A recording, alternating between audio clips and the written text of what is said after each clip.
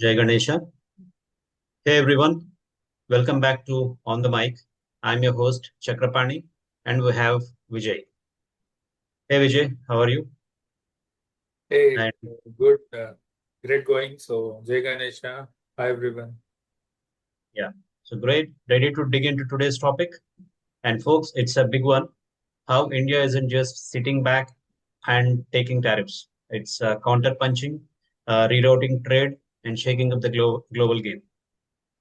So exactly, we will look at five smart moves by India right now, from free trade deals with Europe then to garment trade with Russia, to shrimp exports to China. So strapping in, this is going to be a jaw-dropping topic tonight. So Vijay, let's do it. So Yeah, any thoughts that you would like to share on these things?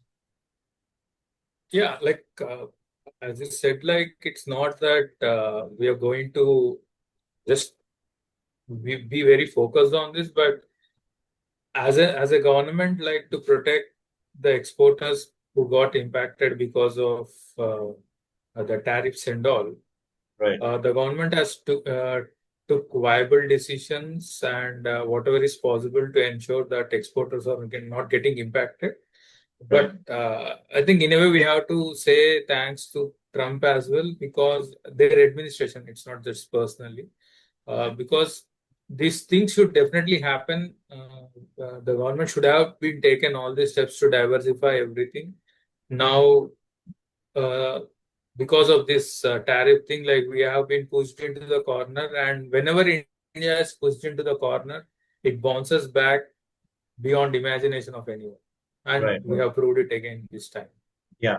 Even just to relook or looking back at our last six videos on the topic of these tariffs.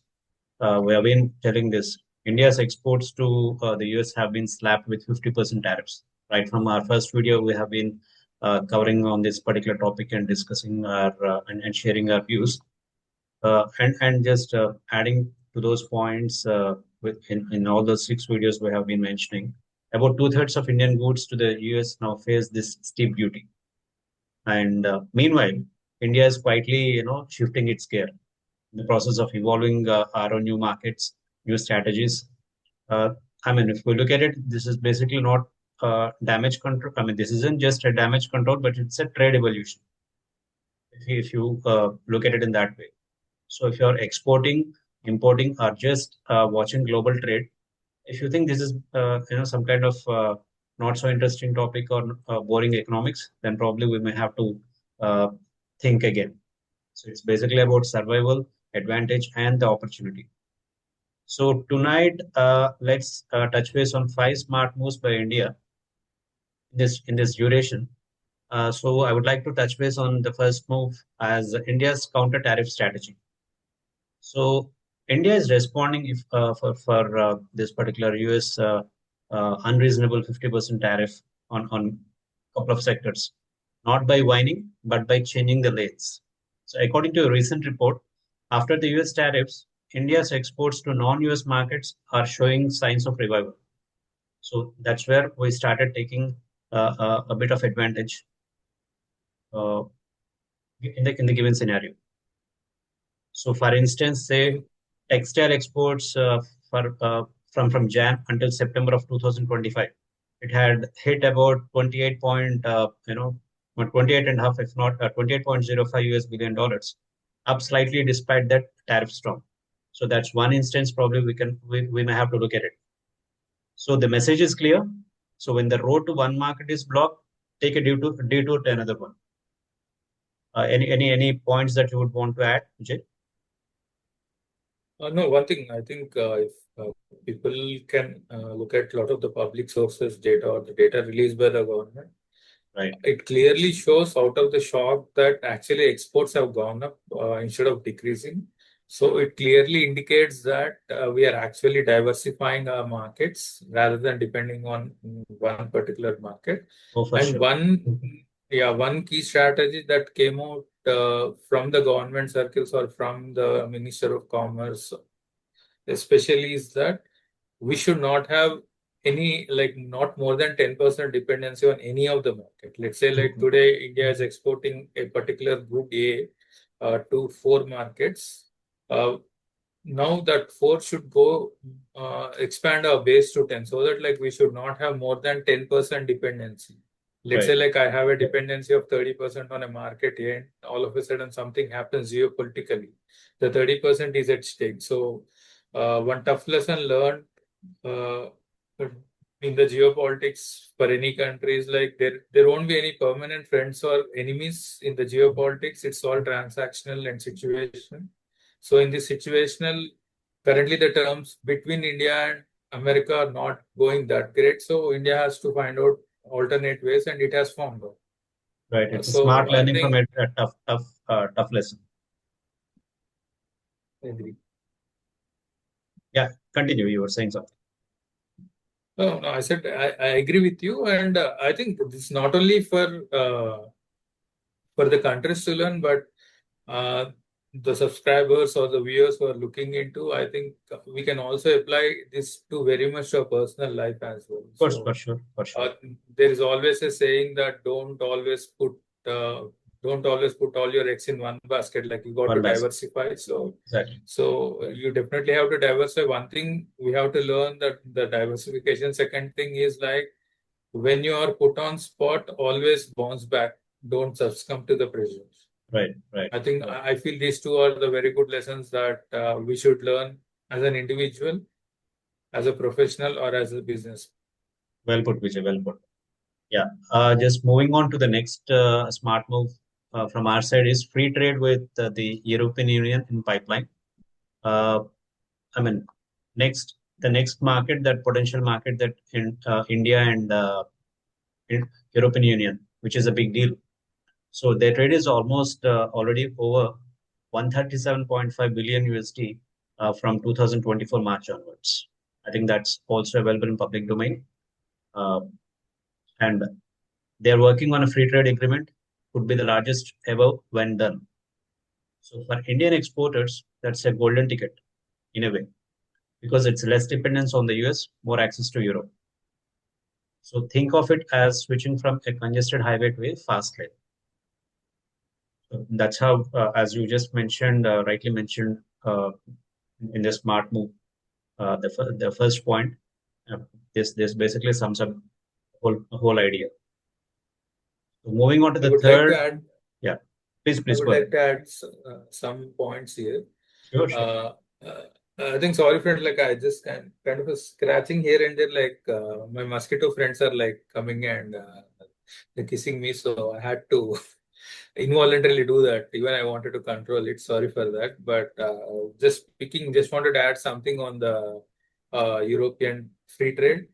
I think one of the acidic factors that is getting into Trump administration is like EU is their ally, Right. and in the backyard of their home that we are actually trying to create a free trade agreement with you. As per the sources, like it is said that almost 70 to 80% of the deal is worked out. Uh, Coming Jan Feb, there is an EU unit summit like that that's going to come, and Mhm. during that summit, like the entire EU Council and the entire EU members will be present, and it is Right. expected that we are going to kind of sign the agreement. Okay. And to add to that one, add to this the little bit of an extension, like if I think everybody has noticed this, British Prime Minister has come with 125 members business delegates to India. The entire Oh, flight he came is like with 125 business delegates. All I we think already that signed a must be the first of its kind. I think that must be the first of its kind from UK. exactly. Yeah. Although we had officially signed a free trade agreement 3 4 months back, even before the tariff was started. Okay. Again, like there are other formalities that needs to be done. He has come and he has completed that. And on a lighter note, the Scotch whiskey will be little cheaper because of this free trade agreement with UK and Ireland. What do you check? Okay. So yeah, good. I mean, from moving on from to the new smart move, it is garments and jewelry expansion via Arab, and other non-US markets. So textiles and gems and jewelry. These these two are the blockbuster combination Indian export categories, which are shifting markets gradually to UAE, Netherlands, then Poland, Egypt, basically all showing the growth as well as opening their channels as well. So that's a big boost and quite encouraging in many ways. So, for example, gems and jewelry exports rose to about 22.73 billion USD in first half of 2025 itself. So that I mean the figures itself uh, tells the potentiality in leaps and bounds. So while the US door slammed, other doors gradually opened for us. So any points that you would want to add here, Vijay? But no, like one thing, as we are saying, uh, see, business will find its alternate routes. Like So no true, so true. businessman sits idle. So, like when I'll give an example, like when Biden administration put sanctions on the Russian oil, Right, on at the back door of it, like they actually asked Indian government to purchase Russian oil and pump it in the market so that the prices will be stable. So you never know. Like the game now we see is like we are confronting with US, but we don't know what's in the back door. Even we could not get exactly. any news of it. But I think routing the gems and jewelry through Arab, I think to the via the Arab nations, I think that's a good move. It's And a smart move. Smart. yeah, it's a definitely smart move. And if the viewers know it or not, 90% of the cut stone jewelry or like the cutting and all is done from India. Across the world, 90% is done from Right, India. That is from Surat. That's why right. Surat is called the Diamond City. Diamond City, right. It's a diamond hub, right? Right. Yeah.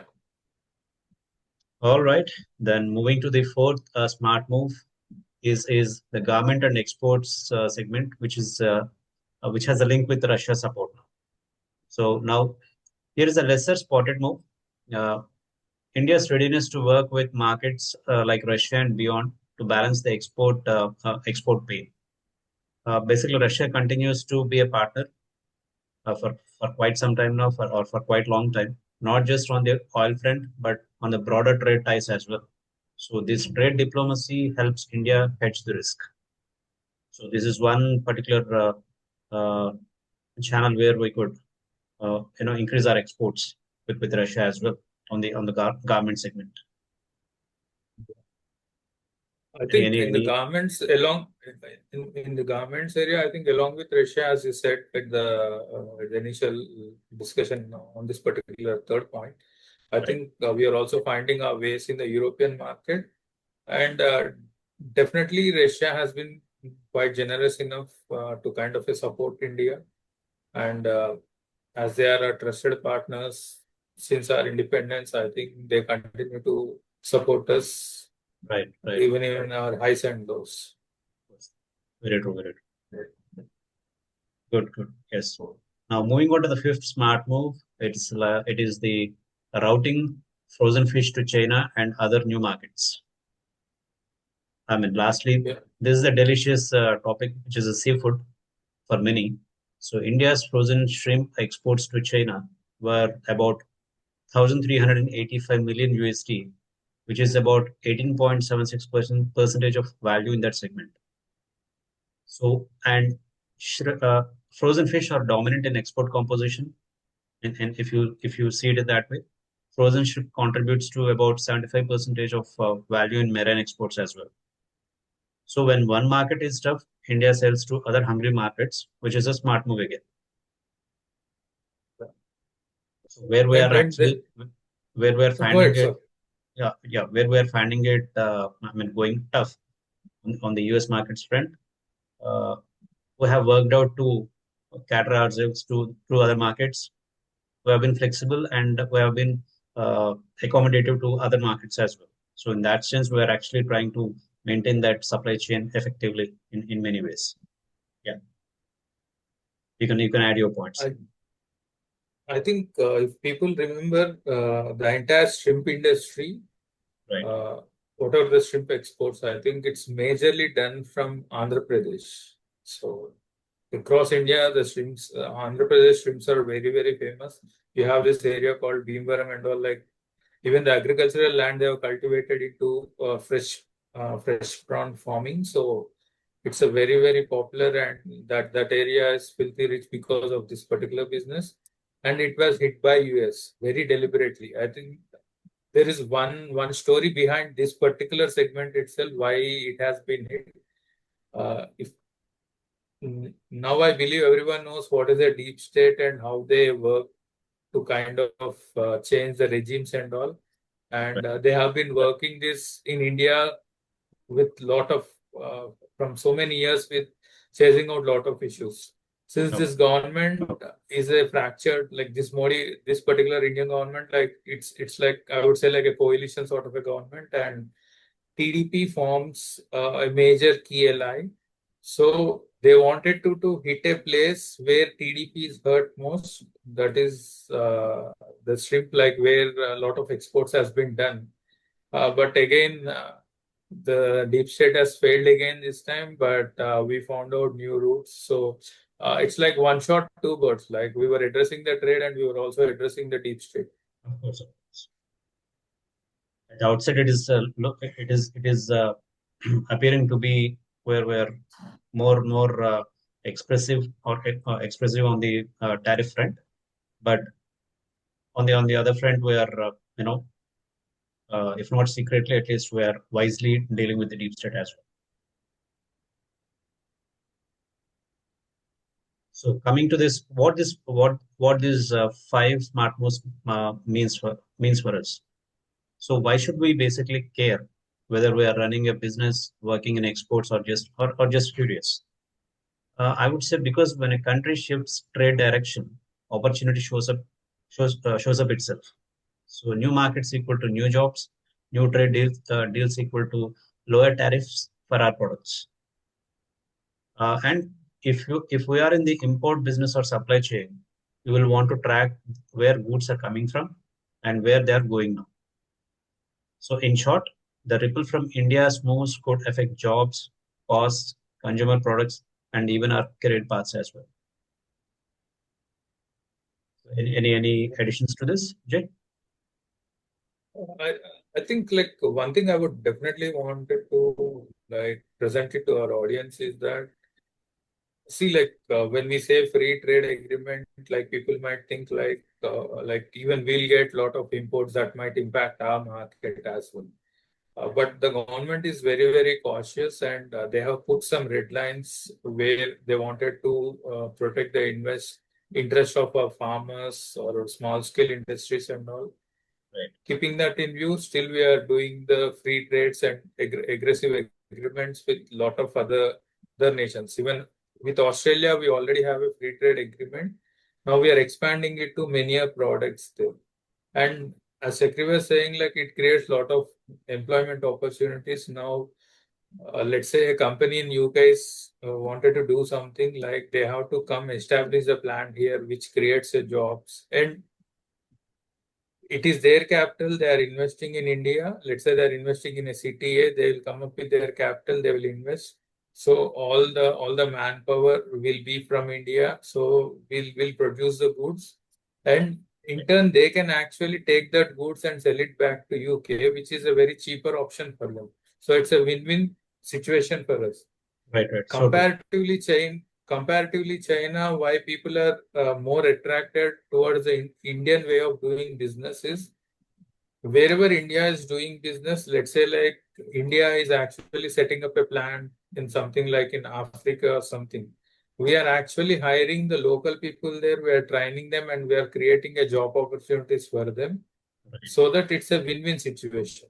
But whereas if you're looking at a competitor like China, who has been very, very aggressive to kind of create the global space for himself or rise as a number one nation, Right. wherever he goes, even though they set up a factory or they work on any road projects or rail projects, 90% of their staff comes from China. They Nothing always goes to want to the capture their locals. own market. I mean, the others' market as well is always capturing, Others, capturing, and and capturing. they don't allow anyone, like out of, let's say if they have 100 people, 85 to 90% it would be Chinese, Only 10% would be the locals. But The, if the you look localites. at to the India, even we set up, we That give is preference to the locals. And let's say like if someone is investing in India, we give them like to export back to them their own countries because it's already creating a lot of employment. Let's say they don't have the market. Let's say we were talking on iPhone economics yesterday. right, right. Uh, let's say tomorrow Apple is facing tough time to export the products produced in India. Apple does not have to worry because like 60 to 70% will get consumed in India itself because India Right, is like right. 140 crore population country, right? So that is the advantage that we are giving. So at Half or one more point than of half, time, adding to your point, half or more than half of the market, their Apple's market share is coming right from India itself. yeah, exactly. There was a stage like where we thought like population, uh, what is it like, is a roadblock for the growth, For the but development. now population is a driver for the growth. Like Of course. India has got a very young population, which across the world we don't have. Once So a I think we counterproductive are statement, once a counterproductive statement now is gradually turning to be a productive reality. And yes, as sir, long as exactly. long as you have a visionary leadership. Definitely, I think that there's a lot of thought that went into and see at the end of the day, like you know what you have got and you have to best utilize. That's the reason I say like these lessons are just not for the government itself or like it's also someone can actually individually put in into their personal life as well. Of course, for a You commoner, know what are your very true, for a yeah. commoner. So you got to play according to your strengths, right? See what you don't have, but you have to play very aggressively with your strengths so that you can what do you say like combat the weaknesses. So, Of course. Right? Well, very well put. So, if we look at the takeaways from these five smart moves India has come up with, I see there are three takeaways from this five smart moves. Say, if you're into an exporting segment, map out your customer base. Then, are you basically over reliant on the US? Then probably this is a time to explore other markets ranging from European Union, then UAE, China, so on and so forth. So that's one, the first takeaway. And the second takeaway being if you're in the supply chain segment, then check seafood, textiles, jewelry flows, watch for tariff shifts and new routes. So that's the second takeaway. And coming to the third takeaway, it's for policy savvy listeners. So follow the India European Union trade deal. I think it could change the trade map by say or in mid 2026. So I think these are the three takeaways probably we can infer from these five smart moves. Uh, yeah. So and yeah. yeah, any points that you would want to add on to this? No, like see one thing. Don't worry when you are in a spot. Always work with a solution-oriented mindset. I think you will find out your way. Definitely, Right, I right. think it's a very proven example now. It's a huge problem, but I think with the right determination and courage, I think you can definitely find out solutions. Oh yeah, for sure. So and I request everyone to subscribe to the channel to stay on top of this trade shakeups, because when trade moves, it touches everything, ranging from jobs to prices to products, and of course us eventually, or finally. And concluding it for tonight, all right, folks, that's our deep dive for today into India's trade pivot, then counter moves and new market strategies. And India is not waiting to be a victim of tariffs anymore. I think it's rewriting its own script. And for us, it's time to watch the script being written. Thanks for joining us. Until next time, stay sharp. Trade isn't just economics, it's strategy. So subscribe, like, share. See you on the next one. Har Har Good Mahadev. night. Good night. Jai Hind. I have